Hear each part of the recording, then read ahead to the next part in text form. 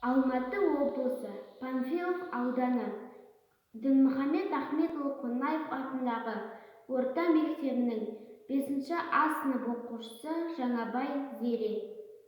Абай Құнанбаев, қыз. Ақ киімді, денелі, ақ сақалды, соқыр мылқау танымас тірі жанды, үсті басы ақырау, түсі суық, басқан жері сықырлап келіп қалды.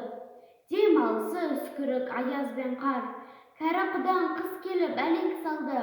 Ұшпадай бөркін киген оқшырайтып, аяз бейін қызарып ажарланды. Бұлттай қасы жауып екі көзін, басын сілте қар жауып мазаңдалды. Борандай бұрқ-сұрқ етіп долданғанда, алты қанат ақ орда үй шайқалды. Әуес көріп жүгірген жас балалар, беті қолы домбығып үсік шалды. Шидеммен тон қабаттап киген малшы, бет қарауға шыдамай теріс айналды.